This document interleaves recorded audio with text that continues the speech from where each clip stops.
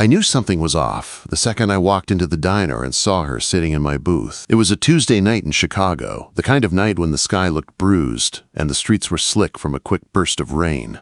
I had just finished a late shift at the auto shop. My hands still smelled like oil and metal, and all I wanted was a burger, a soda, and 10 quiet minutes to stare at nothing. My booth was in the back, by the window. The staff called it Ethan's Corner, because that was where I sat almost every night after work. But tonight, someone was already there. Not just someone. Lena. She was sitting on my side of the booth, not across, like she owned the place. Her dark hair was pulled into a low ponytail. She wore a simple white t-shirt, jeans, and my favorite thing about her, a navy blue Yankees cap she had no right to wear in Chicago. A half-empty milkshake sat in front of her, straw tilted. Her phone was face down on the table. Her fingers tapped against the glass like she was trying to drum out her nerves. She looked up right as I stopped. "There you are," she said. Her smile was wide and bright, but her eyes were wrong. Too shiny, too tight. "You are late." I glanced at the clock over the counter. "It is 9:02, I said. "I get off at 9:30. "Right," she said quickly. "You are early. That is what I meant." Lena never mixed up words. She was a nurse in the ER at St. Luke's. She lived on clear charts and exact doses. I slid into the booth across from her, not next to her, even though I noticed the way her shoulders dropped for a second when I did. Maybe she had hoped I would sit beside her. Maybe I was imagining that. I was tired enough to imagine a lot of things. "You okay?" I asked. She sucked in a breath, then let it out like she was trying to push something heavy off her chest. "I will be," she said. That was not an answer. "Ethan," she added, and there it was, the crack in her voice that pulled my spine straight. "I need to tell you something. And before I do, I need you to know I am very aware it is insane." The server came by with a smile. "The usual, Ethan?" "Yeah, thanks," I said, eyes on Lena. "And whatever she wants." "I am good," Lena said, pushing her milkshake away like she had lost interest. Her hands folded together on the table, fingers twisting. She always did that when she was scared. I had seen the same motion when she waited for a call about her little brother's surgery last year. We had met 6 months ago when my truck died outside the hospital. I had been standing in the snow, cursing the engine, when she walked by in blue scrubs and a too big winter coat. She had stopped, looked at the hood, then at my face and said, "You look like you need a jumper and maybe a life coach." I had fixed her mailbox 2 weeks later when some kids knocked it over. She brought me coffee after that. I helped her carry a couch up 3 flights of stairs when she moved into my building across the hall. One small thing after another until my life felt strange on days I did not hear her voice. She was my friend. Just my friend. Most days, that felt almost fine. "Okay," I said now, leaning forward. "Tell me the insane thing." Quote. She stared at our hands on the table like they were part of a puzzle she was trying to solve. "My parents called today," she said. "Yeah?" "They are coming to visit this weekend." I nodded slowly. I had never met her parents, but I had heard plenty. Texas, strict, opinionated, the kind of people who thought feelings were something you got over, not something you talked about.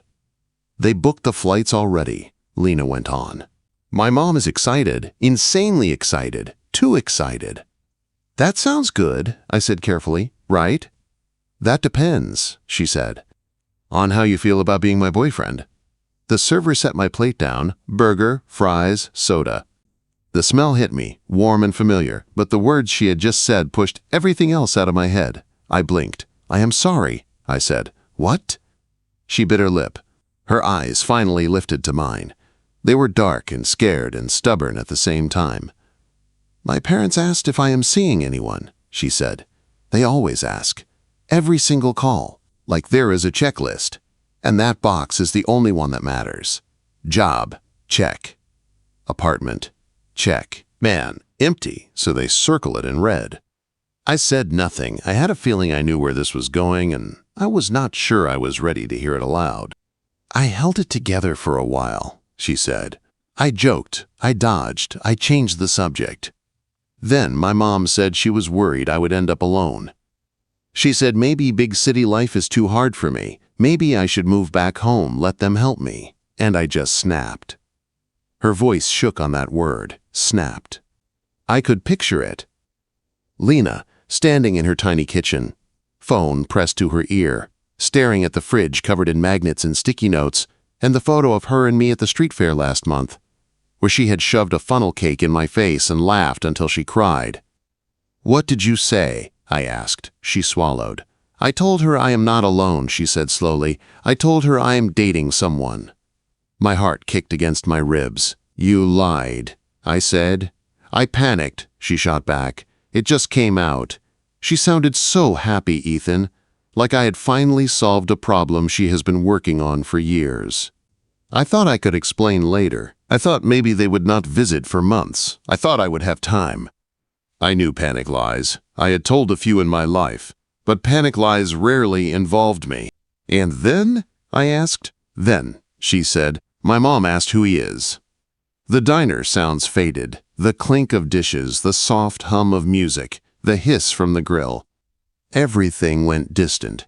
It was just her voice and that tight feeling in my chest. Lena's gaze drifted past me for a second, toward the door, like she was seeing it all again.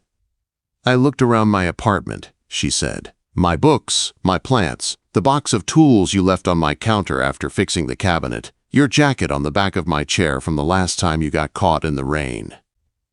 I thought about the person who shows up when my car will not start, and when my ceiling leaks, and when I have a bad day at work. I thought about who feels like home here." Her eyes came back to mine, and "I said your name," she whispered. I told them my boyfriend's name is Ethan. My first thought was simple, heavy. "Oh." I sat back slowly. My chest felt too tight for the air in the room. "So your parents think we are together," I said. She nodded once. "Yes." "And they are flying here this weekend to meet me." "Yes," she said again, softer this time. "They land Friday. They want to come to the apartment, meet you, see my life, see our life." I let my hand slide along the table until my fingers brushed hers.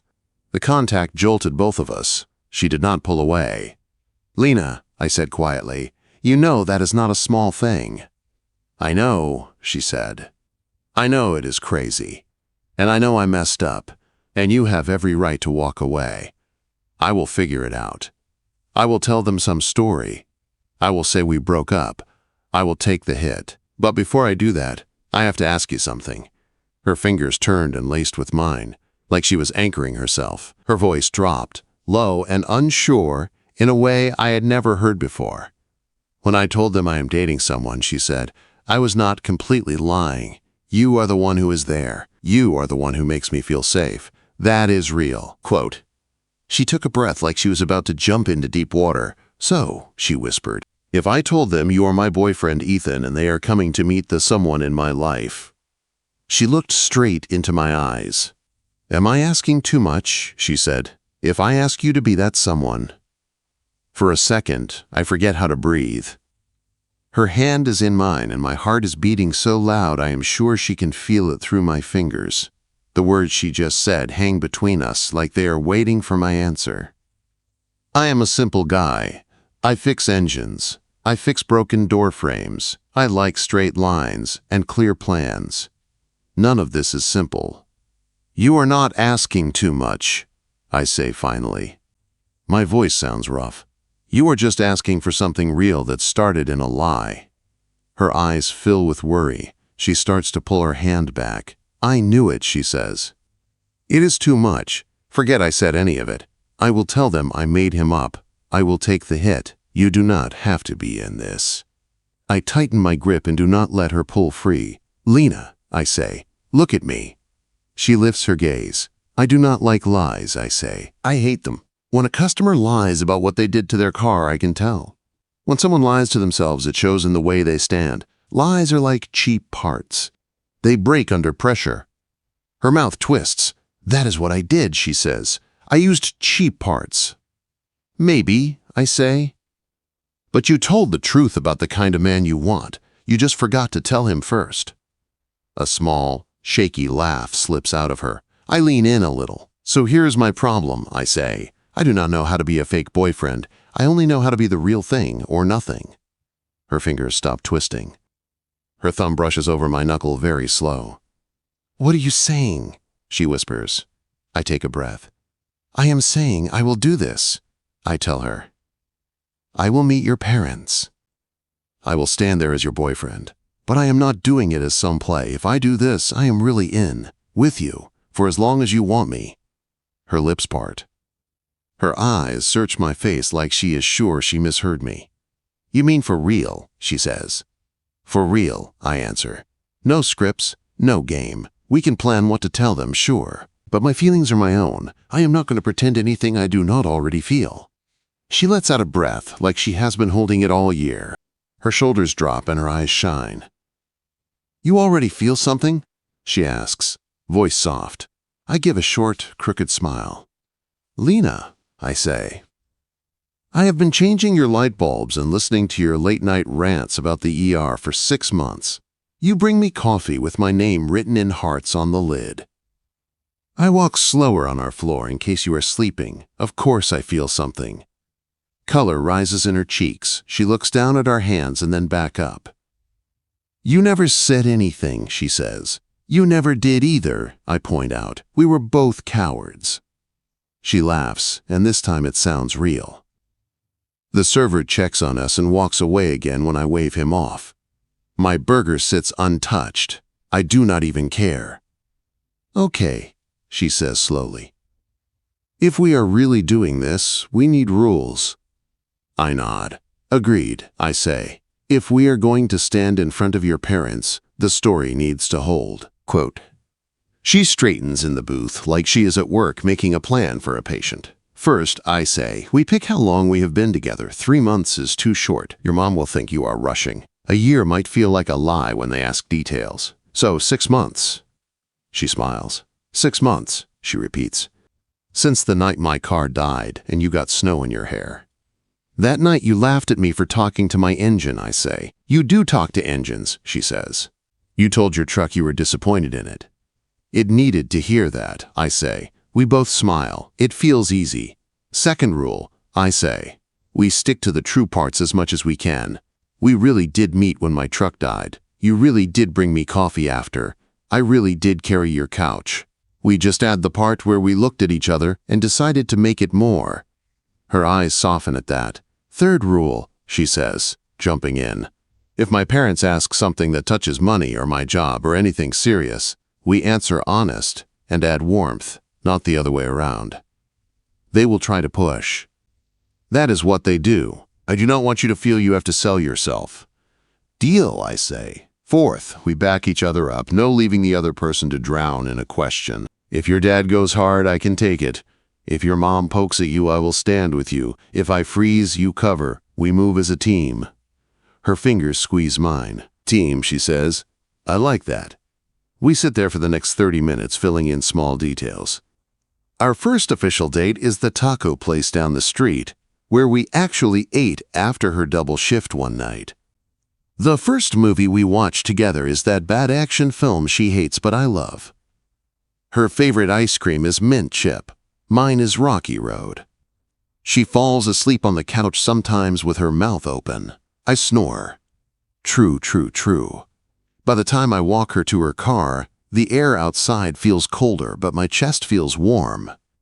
She stands by the driver's side door, keys in her hand, and looks up at me. The dim streetlight makes her eyes look almost black. Thank you, she says.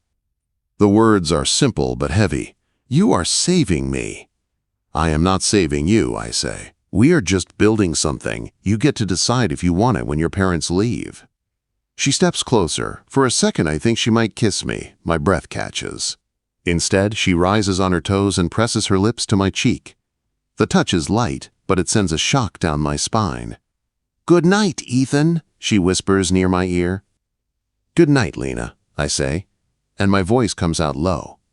She gets in the car and drives off. I stand there for a moment, with my hand on my cheek, feeling where her lips were, and realize there is no going back. 2 days later, it is Friday. My apartment smells like laundry detergent and faint motor oil. I picked up the dirty socks, wiped down every surface, and even opened a window for a while to air the place out. There is a small vase on my table with a single yellow flower. Lena brought it last night and said it makes me look like a person who knows what decor is. I keep checking the time. Her parents land at 3. They are coming to the apartment at 5. We are all going to dinner after that. At 4:58, there is a knock on my door. My chest jumps.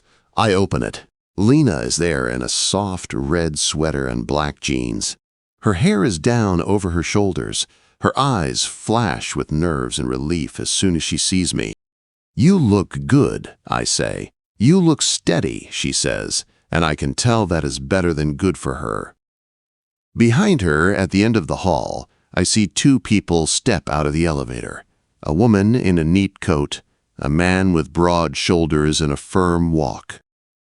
They both look at the door with sharp interest. "My parents," Lena murmurs. Her hand reaches for mine like it is automatic. Our fingers lace. Her palm is damp. "Ready?" I ask under my breath. "No," she says, "but you are here, so I am close enough." We turn together to face them as they walk toward us. "Lena," her mother says, "is this him?" Her father stops a few feet away, eyes on me like he is measuring every inch. The hallway feels small. The air feels heavy. Lena takes a small step closer to my side.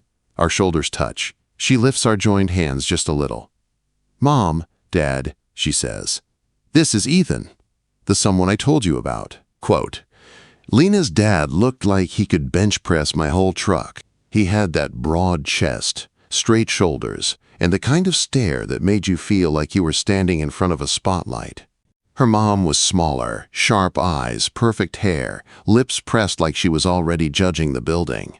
I squeezed Lena's hand once. She answered with a tiny squeeze back. "Hi," I said, stepping a little forward but staying close enough that our shoulders still touched. "I am Ethan. It is good to finally meet you." Her dad took a slow breath, then held out his hand. "Frank," he said. His grip was firm, testing. I matched it, steady. "Nice to meet you, sir." Her mom stepped up beside him. "I am Melinda," she said.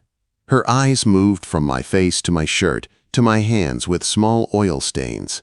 I could not scrub out, no matter how hard I tried. "We have heard a lot about you." That surprised me. I glanced at Lena. Her cheeks were already pink. "Come in," I said quickly, letting go of Lena's hand so I could open my door wider. "My place is small, but it is ours for now." Ours. The word slipped out on its own. I felt Lena's head turn toward me, but I did not look at her. If I did, I might start saying other things by accident. They stepped in. My apartment was clean, thank God. Couch, small table, 2 chairs, a shelf I built myself against the wall, my tools stacked neat in the corner. The yellow flower on the table looked like it was trying its best to make everything look softer. Melinda walked in slow, taking everything in.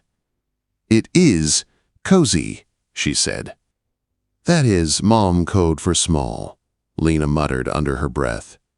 I hid a smile. "It is enough for me," I said. "And Lena is across the hall, so it works." Frank's eyes went to the framed photo on my shelf. It was one Lena had insisted we print last month. We were on the street at a food truck festival, both laughing, her arm around my neck, my hand on her waist. At the time, it was just a good picture. Now it looked like proof. Frank picked it up and studied it. "This from a while ago?" he asked. "About 5 months," Lena said quickly. "We were not official yet, but we were close." Quote. Her voice hesitated on that last word, and I felt a weird mix of pride and nerves. Melinda's gaze dropped to my hands. "Ethan," she said, "you work at a garage, right?" "Auto shop," I said. "Yeah, I fix cars mostly, some bikes. I also do side work, building things, shelves, tables. I like using my hands." Her mouth pressed tighter. "No college?" "No, ma'am," I said. "My grandpa was a mechanic, taught me everything." "I like my work." Frank set the photo back down. "You own the place?" he asked. "Not yet," I said. "I am head mechanic now. I am saving." The owner is talking about retiring in a couple years. If that happens, I want to be ready to buy him out.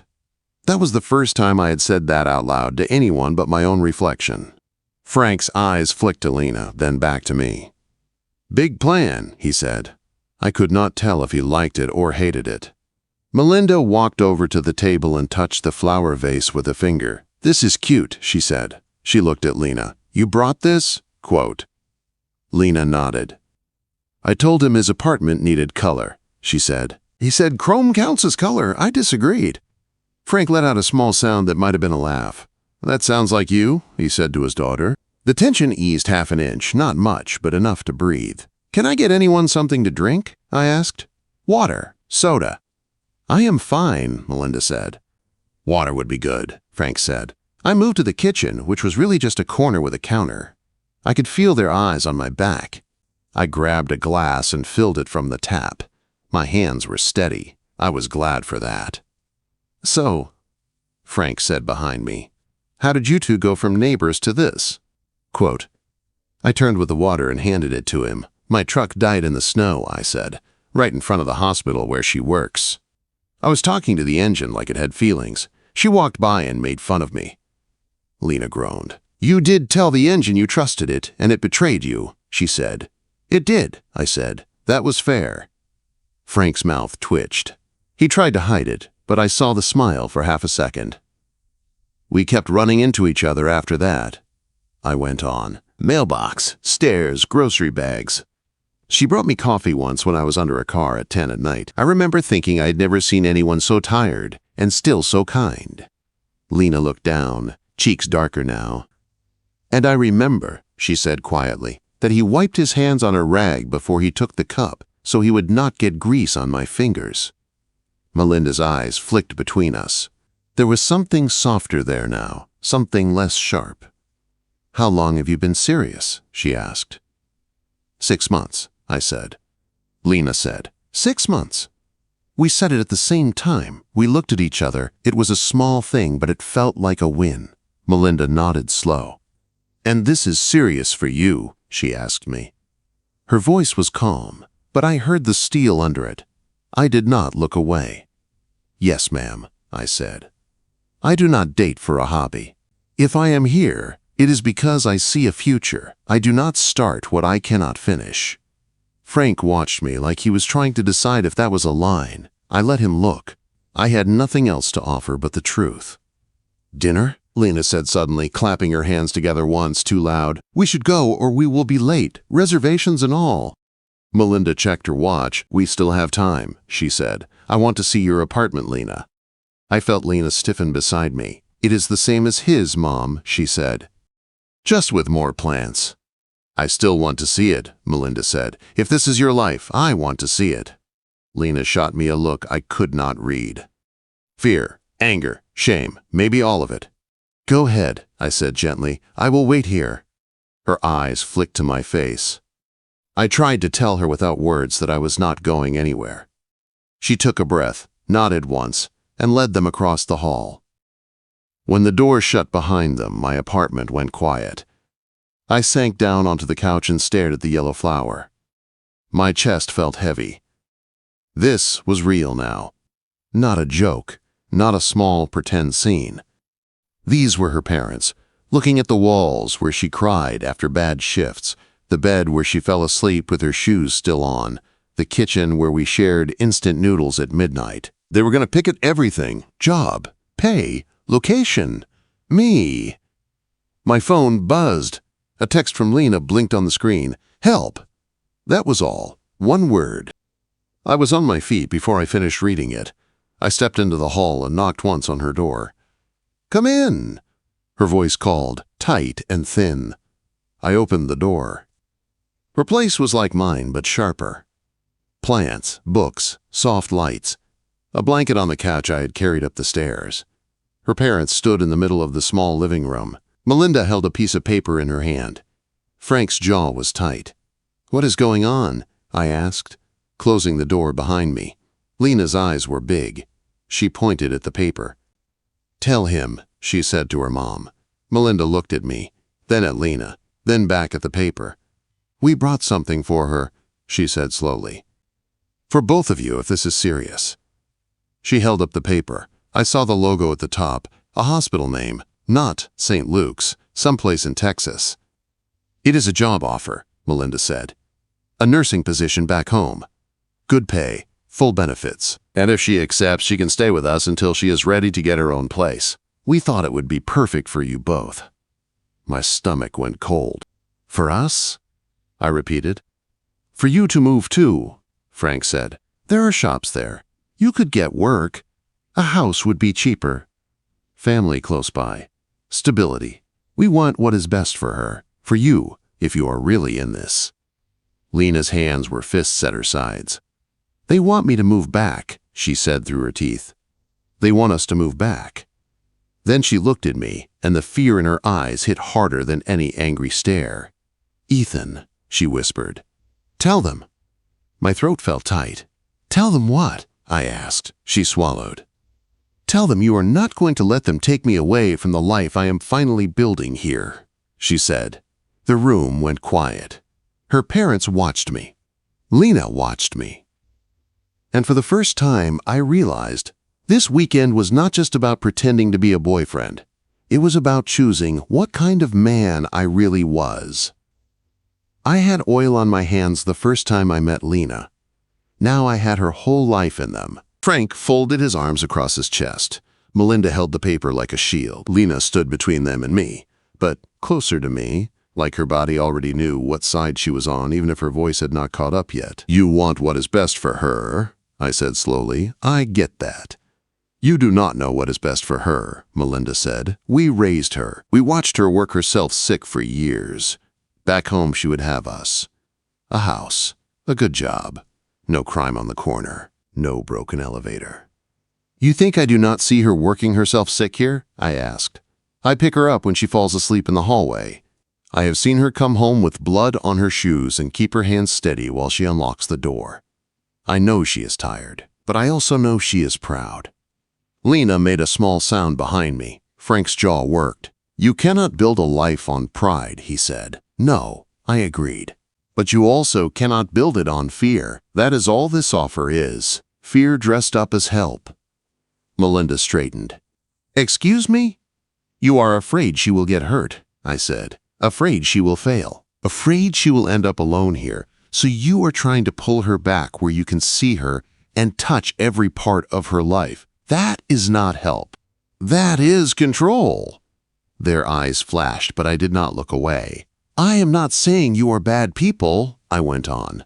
I am saying you love her so much you forgot she is grown. You are trying to be the walls of her life when you should just be the foundation. The part she can lean on, not the part that keeps her trapped. Silence pressed against my ears. Frank looked at Lena. This city will chew you up, he said. You know that. Lena's voice was thin. So will going back and pretending I never tried, she said. I turned to her fully. What do you want? I asked her. Her eyes snapped to mine. Forget them for a second, I said. Forget me. If this paper did not exist, if nobody was pushing you, what do you want, Lena? She stared at the floor. Her hands shook. Then she lifted her chin. I want to stay, she said. Her voice was quiet, but it did not shake this time. I love my job. It is hard and ugly and heavy, but I love it. I like this beat-up building. I like this city. I like walking down the street and knowing it is mine because I chose it. I do not want to move back because someone decided I failed. I want to stay because this is my life. She looked at me. And I want you in it, she added. Her eyes were wet now. Here, not as a picture in some story I tell them on the phone, but real. Every day, door across the hall, real. My heart hit hard against my ribs. Melinda's voice cracked. Baby, she said, we just want you safe. I know, Lena said, but you cannot make my life safe by shrinking it. You cannot keep me from feeling lonely sometimes. You cannot keep bad days away. You cannot fix everything. I work in an ER. I know better than anyone that we do not get that kind of control. Frank looked at me again like he was trying to decide something. You say you are serious, he said. You say you see a future. Then prove it. Come with her. Start over back home. That is what men do when they mean it. They move for the girl. No, I said. The word hit the air sharp. Lena's head snapped toward me. Her parents looked shocked. No? Frank repeated. I will not move her like a pawn on a board to prove a point. I said, you want me to show I am serious. Fine, I am serious. Serious means I listen to what she wants and stand next to her there, not drag her somewhere to make you feel better. I stepped closer to Lena until our shoulders brushed. Her breath caught. You want to know what kind of man I am? I said to them. Here it is. I am the kind of man who stays when things are hard. I do not run. Not from broken engines, not from overdue bills, not from panicked parents. I fix what I can, I hold what I can, and I stand with the woman I care about where she chose to be. I am not interested in being a stamp on some form that says she did life the right way. I want to be the one handing her coffee at 6 in the morning before her shift, right here. My throat felt tight. I swallowed. And if that is not enough for you, I finished, softer now, then I am sorry.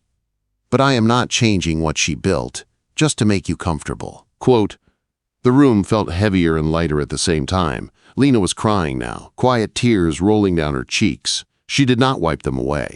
She just looked at me like she was seeing some new part of my face.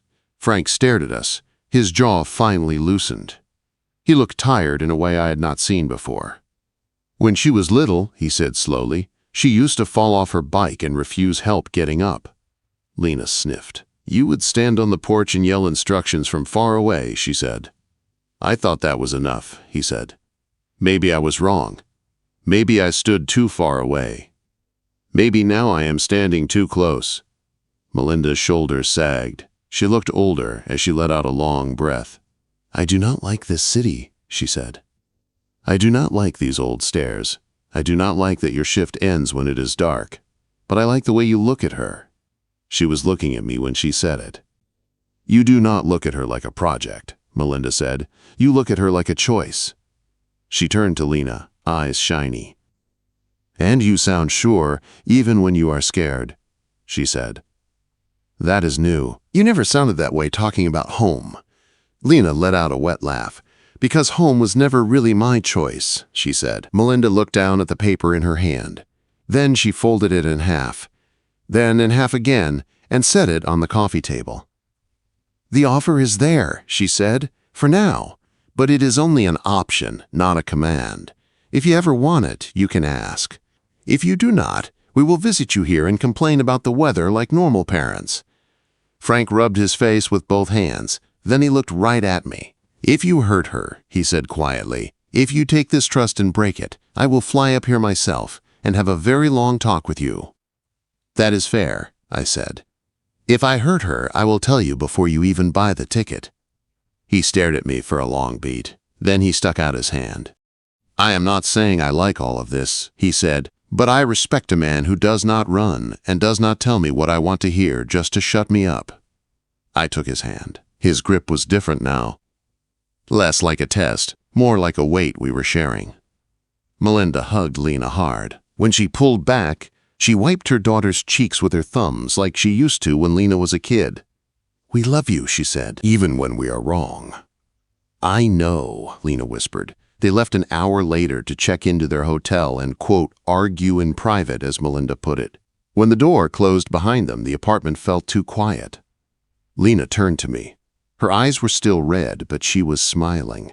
A small, stunned smile. You really did that, she said. I did not do it alone, I answered. You told them what you wanted. I just backed you up. She stepped closer. You said you cared about me, she said, in front of them. I did, I said. My voice came out low, her hand slid up to my chest. I could feel each finger through my shirt. When I told them on the phone that I am dating someone, she said quietly, I picked your name because you were the only one who ever felt like more than a maybe. I searched her face.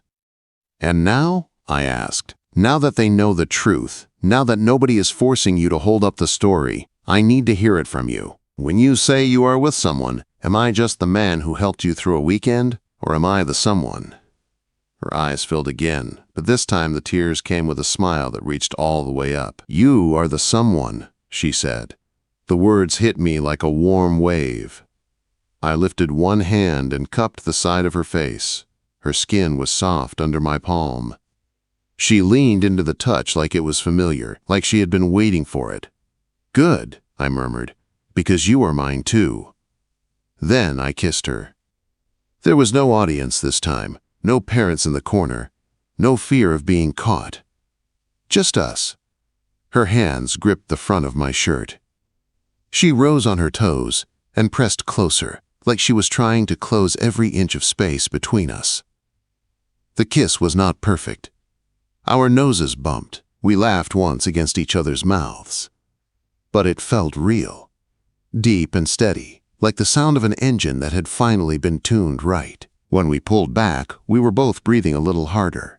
Her forehead rested against mine. "So," she whispered, "we are really doing this. No lies.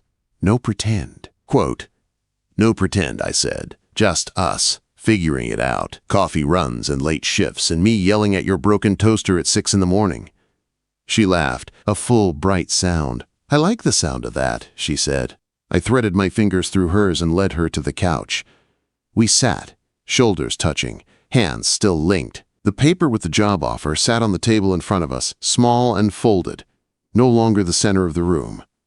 Engines, houses, lives, they all need the same thing at the start. A good base. Solid choices. Honest lines. Lena and I were not perfect. We started with a lie. But under that, there had always been something true. Now we were finally giving it a name.